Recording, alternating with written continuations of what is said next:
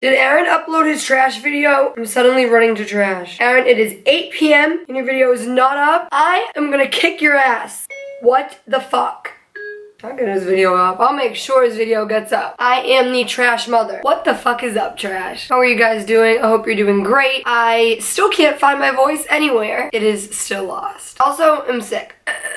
Anyway, moving on. As you guys probably know by now, this week is Conspiracy Week, and I have a good one for you. We're just gonna hop right into it. Now, with most conspiracy theory videos that you see online that YouTubers do, you know, they've either usually been done before, or you can find them online. They're not necessarily copying, but they're not really creating the conspiracy. That's where I'm gonna be getting a little creative here. I pretty much created this theory. You could Google it, and nothing is really gonna come up at all. Maybe some similar things, but these are all pieces of evidence that I discovered, and that's all my opinion. And my theory is, I'm gonna have to give a big disclaimer after I say what my conspiracy theory is, but my conspiracy theory is Alice in Wonderland is actually based on a DMT trip. Or maybe not necessarily based on, but just listen to the evidence that I found. Okay, so the big disclaimer that I have to make for this video, you are obviously going to hear me talk about psychedelics in this video, drugs, the effects of drugs, and I'm going to be talking about it as if I know what I'm talking about, and that is because I know what I'm talking about. Now, the disclaimer here is,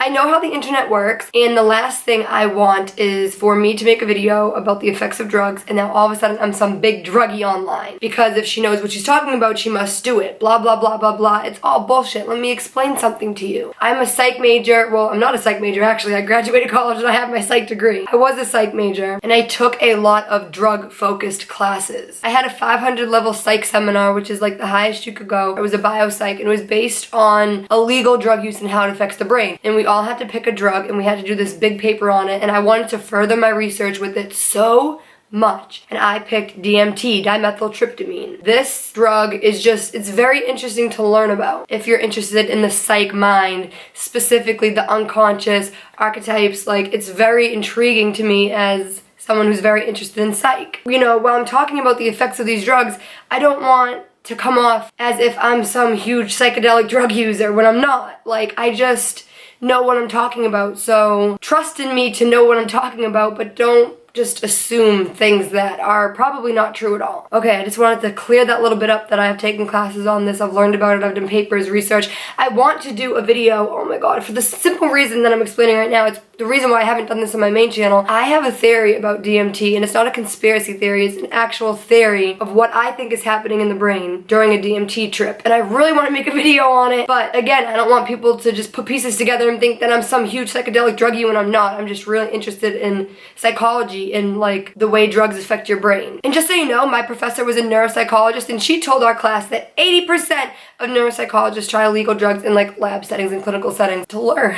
So suck my ass. I just wanted to make that disclaimer. Now we can move on. So yes, my theory is that not necessarily, I don't think, you know, the writer and all that was on drugs. That's an own conspiracy theory that is actually not true. The writer of Alice in Wonderland was not on drugs, and a lot of people think that the Mad Hatter was supposed to be on drugs, but that's not true. He was actually affected by mercury, causing you to go mad. Again, different story, back to the drugs. So my first piece of evidence, a very famous quote from Alice in Wonderland is, "There's no use to going back to yesterday. I was a different person then." Actually, wait, I think it was, "I have no use in going back to yesterday." I don't know, something along those lines. And I think that speaks a lot because she's referring to, you know, she's a different person from yesterday after she's been to Wonderland. A lot of the times with psychedelic use, specifically DMT, they come back a different person. Now, I don't mean a different person like different name. That's not what I'm talking about. A different person as in, you know, intuition or clairvoyance or awareness. Yes, people can misuse psychedelic drugs, of course. You can misuse any substance. But a lot of the time, when people do psychedelic drugs correctly and safely, it changes your perspective on life in a positive way. Now, I am in no way, shape, or form promoting any psychedelic use. If you ask me, you can ask Keisha. One of Keisha's friends was like interested about acid, and Keisha was like, you should tell this person like not to do acid. Because Keisha knows that I tell her, if you ever fucking do anything, I'll fucking kill you. And I literally like talked to her friend and was like, dude, you have no fucking idea what that can do to you. You are so young, like that could to permanently change you, permanently, fucking forever. Yes, people say that psychedelic drugs are the safest because they can't really kill you, you can't really overdose and die. You could definitely kill yourself by accident on them, but it's not like heroin or, cocaine where you can do too much and die. You might feel like you died, but you probably didn't. But even though they are considered a safe type of drug, very, very, very, very legal, but the safer end of drugs, you never know what can happen, especially if you have a predisposition for some type of mental illness. Don't fuck with psychedelics. Like everything in life, some people can handle it and some people cannot. Now let's talk about the people that can handle it. Some people choose to experiment with psychedelic drugs and they use them as a tool to grow as a person. And all it takes is one DMT breakthrough to change you forever. I wish I could sit here and tell you what a DMT breakthrough is, but I cannot. It's one of those things that you really can't put into words. And usually after a DMT breakthrough, you feel like this new person, you feel like you know and you learn so much, you have a better perspective on life, you're happier, you want to love more, you're just enhanced completely in all the positive ways. There's no use to going back to yesterday because I was a different person then after Alice went to Wonderland. I just want to say again, I fucking found all this evidence myself, Googled this shit, and this is all my evidence, and I am just so interested in this. Moving on, next piece of evidence. One of the main themes pretty much in Alice in Wonderland is curiosity. And what makes people try a psychedelic? Curiosity. There is no other answer that you can give me right now on why a person would try a psychedelic for the first time besides curiosity. You want to know what you're going to see. You want to know what you're going to feel. You want to know what a breakthrough feels like. You want to have an ego death. You want to know what it's like to exist, but to not exist at all. To be everything and nothing at the same time. You don't understand what that means, and you're curious, so you try it. Why else would you try something for the first time, right? There's another quote in Alice in Wonderland. I'm actually going to look it up. I'm pretty sure it is, curiosity often ends in trouble. Alice in Wonderland, curiosity often leads to trouble. Yep, that's it. Okay. Now, if that doesn't back me up, I don't know what does. Curiosity often leads to trouble. Drug use often leads to trouble. Not to mention, Alice goes to Wonderland because she's so curious. She gets there, she only gets what? Another famous quote. Curiouser and curiouser. What happens when you do DMT or any psychedelic? You become curiouser and curiouser. My third piece of evidence, a huge one, when Alice goes to Wonderland, she has no concept of time at all. She goes there, she meets all these strange characters, or should I say, entities. They go on all types of adventures, they do all types of shit. It seems like they're there for a pretty long time, right? But when she leaves Wonderland and goes back to reality, she's only been gone for a few minutes. Now that is the best description of a DMT trip ever. When you do DMT, especially when you have a breakthrough, it can feel like you're gone for hours, days, months, years, lifetimes, actual lifetimes. You can have a DMT breakthrough where you actually live previous, future lives. There's no limit to a DMT breakthrough. But in reality, you're literally only tripping for like 5 to 15 minutes. 30 the most, which is so rare. Like, that's probably not even really gonna happen. And when you come out of a DMT trip, if one of your friends, like a trip sitter who you should always fucking have, just saying people are so dumb when they do drugs. Again, I'm not promoting drug use, but if you're gonna do drugs, do them fucking safely. Like, have you ever heard of the case where the two people did salvia together and they jumped out the fucking window? That's why you're supposed to have a trip sitter, so that shit doesn't happen. But anyway, when you come out of a DMT trip, say you ask your friend or whoever's there how long you've been gone, they could probably tell you you were unconscious for 6 months and you would believe them. Like, you would still be so kind of like, whoa, you would believe them. You have absolutely no concept of time. It's exactly like Alice in Wonderland. You're really only gone for like 10 minutes. Back to the entity statement, another piece of evidence. When Alice is in Wonderland, she meets all these, very unique characters. And they all seem like they have something to tell her, a message to give her.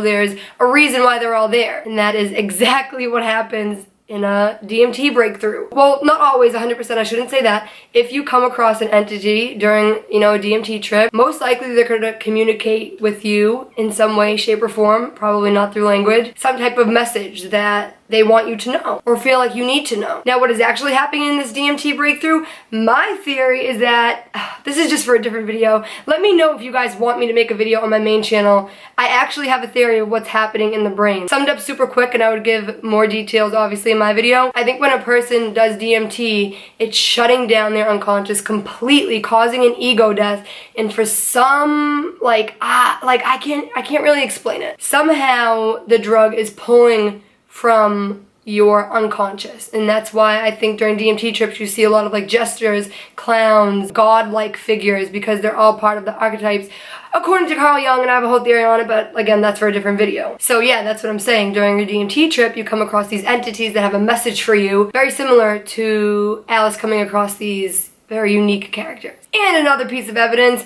when Alice goes to Wonderland, she feels like she's been there before. And when you have a DMT breakthrough, usually everybody's different. You usually feel like you've been there before. You feel like you're home again, even if it's your first time doing DMT, which is one of the harder things to understand about the whole DMT trip experience. You know, a lot of the times people really have this overwhelming knowing, not even a feeling, you know you've been there before. And Alice, when she goes to Wonderland, even though she doesn't necessarily remember, she feels like she's been there before. I think Wonderland is DMT land, people. And my last piece of evidence, which I have to admit is a little bit of a stretch, but it still came to mind when literally creating this conspiracy theory, because again, I created it. There's a part in the Alice in Wonderland book, and I don't remember if it's the same exact quote in the movie. I don't remember, but the caterpillar asks Alice who she is, and she replies with, "I hardly know." Now again, this is a stretch, but in my mind, I connected that to an ego death. And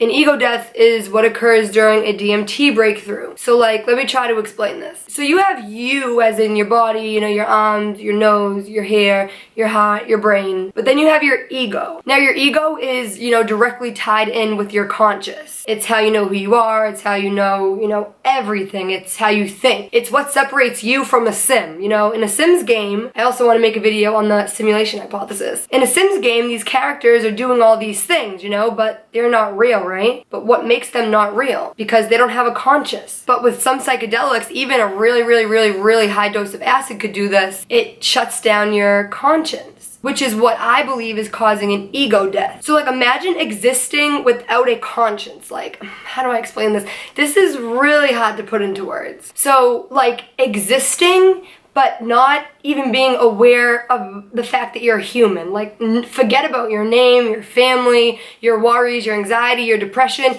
You don't even know what that is. You know nothing, but you know everything because you are existing in the universe. This is getting so trippy dippy hippie. I know, I'm really trying to get you to understand what an ego death is. Just imagine existing, but like, without a conscience. That's an ego death. I can't explain it. If you're interested, just Google ego death. But when you have an ego death, you don't know who you are. So for some reason, that quote, you know, "I hardly know who I am," just made me think of that, even though I guess I said it's a reach, because when you have an ego death, you don't know who you are, let alone hardly knowing, like, you don't know. But yeah, I think that is all the evidence I have. I hope you enjoyed Conspiracy Week here on Trash, and stay tuned for Sunday to find out next week's theme announcement. Thumbs this video up if you also think Wonderland is DMT land. And I, again, love you guys so much, and I will see you soon. Peace.